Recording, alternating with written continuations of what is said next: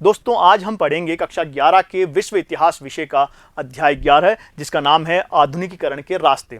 और आज के इस भाग में यानी भाग 3 में हम अध्ययन करेंगे जापान के बारे में ही अध्ययन करेंगे और इसमें हम देखेंगे जापान की अर्थव्यवस्था के बारे में और उसके आक्रामक राष्ट्रवाद के बारे में इसमें हम अध्ययन करेंगे। इसके पहले भागों में इसका जो पहले का भाग है यानी कि भाग 2 में हम जापान के बारे में अध्ययन किया था और हमने देखा था कि उसकी जो राजनीतिक व्यवस्था कैसी थी और उसका जो मेजी पुनर्स्थापना का जो दौर था वो किस प्रकार का था और उसकी क्या क्या विशेषताएं थी। तो आइए शुरू करते हैं आज के भाग को। आज के भाग के जो प्रमुख बिंदु हैं हमारे अध्ययन के वो है अर्थव्यवस्था का आधुनिकीकरण किया गया, इसके अलावा औद्योगिक मजदूरों की दशा किस तरह की थी और आक्रामक राष्ट्रवाद का जो दौर था वो जापान का वो किस प्रकार का था। देखिए सबसे पहले हम बात करें अर्थव्यवस्था का आधुनिकीकरण किस तरह से हुआ। हमने देखा था कि ये जो मेजी पुनर्स्थापना का जो दौर था दोस्तों, मेजी शासकों की पुनर्स्थापना हुई और सत्ता पर इनका प्रभाव बढ़ा, उसकी वजह से जो आर्थिक सुधार थे ये पूरी तरह से उससे प्रभावित थे। तो आर्थिक सुधारों पर इसका प्रभाव अत्यधिक हमें दिखाई देता है। इसके अलावा जो कृषि थी, क्योंकि जापान जो है कृषि प्रधान देश नहीं है बल्कि व्यापार प्रधान देश है, व्यापारिक देश था एक तरह से, तो ये देखते हैं कि कृषि की महत्व बहुत अधिक कम है, इसलिए कृषि पर कई तरह के कर लगाए गए थे ताकि धन की प्राप्ति की जा सके। और इसी वजह से क्योंकि जापान का आधुनिकीकरण होता हुआ हम देखते हैं तो जापान जो है इस दौर में 1870-72 के दौर में यहाँ पहली रेलवे लाइन बिछाई जाती है जो कि टोक्यो और योकोहामा बंदरगाह के बीच बिछाई गई थी, पहली रेलवे लाइन। इसके अलावा वस्त्र उद्योग का मशीनीकरण किया गया जापान में, क्योंकि ये जो दौर था ये मशीनीकरण का दौर था, इसलिए वस्त्र उद्योग का जो पूरी तरह से मशीनीकरण किया गया था। हमने देखा था कि जापान जो था शुरुआत में अपने वस्त्रों का आयात भारत से करता था और रेशम का आयात वो चीन से करता था, तो इससे उसकी काफ़ी मुद्रा की जो विदेशी मुद्रा थी वो उसे काफ़ी खर्च करनी पड़ती थी। तो इस बात से बचने के लिए, इस खर्च को बचने के लिए जापान ने अपने वस्त्र उद्योग का मशीनीकरण किया और एक तरह से पूरी तरह से उसने आत्मनिर्भरता प्राप्त कर ली। इसके अलावा मजदूरों जापान ने न केवल इस मशीनीकरण किया उद्योगों का, बल्कि जो यहाँ काम करने वाले जो मजदूर थे उनके लिए प्रशिक्षण और शिक्षण की व्यवस्था भी उसने लागू की। आधुनिक बैंकिंग संस्थाओं की स्थापना भी शुरुआत की ताकि वो जो नए उद्योग हैं उनको अत्यधिक ऋण दिया जा सके। तो इस तरह से आधुनिक बैंकिंग संस्थाओं की भी स्थापना की गई। विशेषकर 1872 के ईस्वी का जो दौर है वो महत्वपूर्ण है इसके लिए। इसके लिए जहाजरानी उद्योग को बढ़ावा दिया गया, क्योंकि जहाजरानी उद्योग जापान के लिए बहुत महत्वपूर्ण था, क्योंकि जापान जो है वो एक आपने देखा कि टापुओं की एक श्रृंखला है और चारों तरफ से समुद्र से घिरा हुआ है, तो वहाँ के व्यापार में जहाज़ों का बहुत अधिक महत्व था, इसलिए जहाजरानी उद्योग को भी इस दौर में बढ़ावा दिया गया। इस आधुनिकीकरण के दौर में जो जहाजरानी उद्योग है उसका बहुत अधिक महत्व है।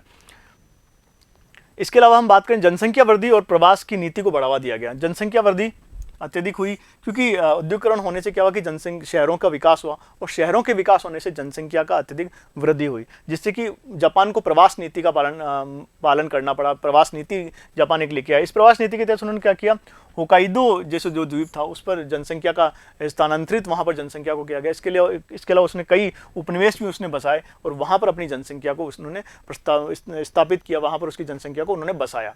इसके अलावा शहरों का विकास देखें, अगर जो औद्योगिकरण हुआ है जापान का उसकी वजह से वहाँ के शहरों का अत्यधिक विकास हुआ था। और हम देखते हैं कि 1925 में जहाँ जापान की कुल जनसंख्या का केवल 21% शहरी जनसंख्या थी, वहीं 1935 में आकर ये जनसंख्या का प्रतिशत 32% हो गया। तो आप देखते हैं मात्र 10 वर्ष में कितनी अत्यधिक जनसंख्या बढ़ गई है।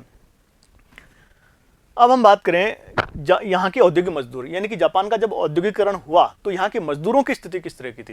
दोस्तों इस बात में जापान जो है दुनिया से अलग है, क्योंकि हम देखते हैं कि औद्योगिकरण जब हुआ ब्रिटेन का या पश्चिमी देशों का तो वहाँ के मजदूरों की स्थिति अत्यधिक दयनीय हो गई थी, लेकिन जापान इस मामले में अलग है। जापान के मजदूरों की स्थिति उस तरह की नहीं थी और हम देखते हैं कि शुरुआत का जो दौर है जापान का, वहाँ पर मजदूरों की क्योंकि जैसे ये दौर आता है औद्योगिकरण का विकास शुरू होता है जापान में, तो मजदूरों की संख्या में अत्यधिक वृद्धि होती है। हम देख रहे हैं कि 1870 ईस्वी की बात करें तो 7 लाख मजदूर थे जबकि 1913 की बात करें तो इतनी अधिक 40 लाख मजदूरों की संख्या हो गई थी। तो मजदूरों की संख्या में अत्यधिक वृद्धि हुई थी। ये इस बात को दिखाता था कि जापान का औद्योगिक विकास अत्यधिक तीव्र गति से हो रहा था। इसके अलावा जापान इस मामले में भी अलग था दूसरे देशों से, क्योंकि यहाँ पर जो श्रमिक थे उनमें महिला श्रमिकों की संख्या सर्वाधिक थी। महिला श्रमिकों की संख्या ज़्यादा हुआ करती थी पुरुष श्रमिकों की तुलना में। इसी वजह से हम देख रहे हैं कि 1886 में जो पहली आधुनिक हड़ताल होती है वो महिलाओं के नेतृत्व में यहाँ पर होती है। प्रथम आधुनिक हड़ताल का जो आयोजन किया जाता है वो महिलाओं द्वारा किया जाता है 1886 ईस्वी में। इसके अलावा 1930 ईस्वी की बात करें तो 1930 ईस्वी के दौर में आते आते जापान में महिला श्रमिकों की संख्या के स्थान पर पुरुष श्रमिकों की जो संख्या थी वो अत्यधिक बढ़ जाती है। अब बात करें औद्योगिक विकास और प्राकृतिक संसाधनों की कमी। इस पूरी वजह से क्या जो औद्योगिक विकास किया गया था, ये अत्यधिक आर्थिक विकास जो हो रहा था, अत्यधिक उद्योग बढ़ रहे थे, इसकी वजह से वहाँ के जो प्राकृतिक संसाधन थे उन्हें काफ़ी नुकसान हुआ था, क्योंकि उनका अत्यधिक दोहन किया गया था इस विकास के लिए। इसके लिए बात करें औद्योगिक प्रदूषण के विरुद्ध आंदोलन भी चलाए गए। 1897 ईस्वी में जापान में जो प्रमुख राजनीतिक दल थे उनके नेतृत्व में इस औद्योगिक प्रदूषण की वजह से कई बड़े आंदोलन, जन आंदोलन भी हुए थे। अब हम बात करें आक्रामक राष्ट्रवाद की। जो जापान ने जो राष्ट्रवाद अपनाया इसी दौर में, जब जापान का औद्योगिक विकास भी हो रहा था, यानी मेजी पुनर्स्थापना का जो दौर था, उसमें जापान का न केवल आधुनिक विकास हुआ, औद्योगिक विकास हुआ, वहाँ की आर्थिक प्रगति हुई, बल्कि उन्होंने एक आक्रामक राष्ट्रवाद को भी उन्होंने अपनाया।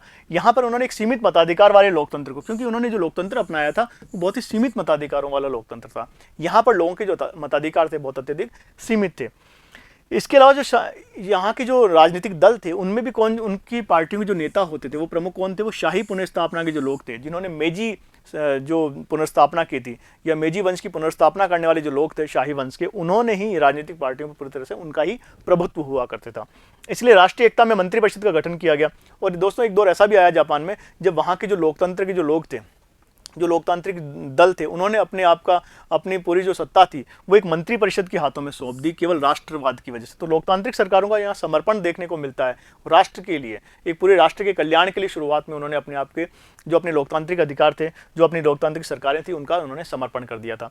तो एक तरह से आक्रामक राष्ट्रवाद है, वो राष्ट्रवाद को लेकर किसी भी कीमत को देने के वो तैयार थे जापानी जो लोग थे।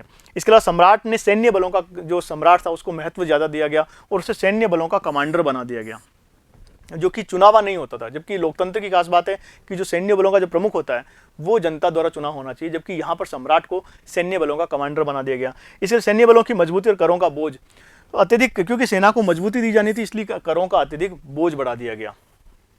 तो इस प्रकार से आक्रामक राष्ट्रवाद की जापान में शुरुआत होती है। तो दोस्तों आज के इस भाग में हमने बात की कि किस प्रकार जापान का आधुनिकीकरण हुआ और किस प्रकार जापान ने एक आक्रामक राष्ट्रवाद को अपनाया, उसके बारे में हमने यहाँ पर चर्चा की है। आगे के भागों में देखेंगे कि किस प्रकार से जापान ने पश्चिमीकरण का सामना किया और पश्चिमीकरण के बाद जापान का जो रूप है वो किस तरह से पूरी तरह बदल गया, वो अगले भाग में अध्ययन करेंगे। तब तक के लिए धन्यवाद।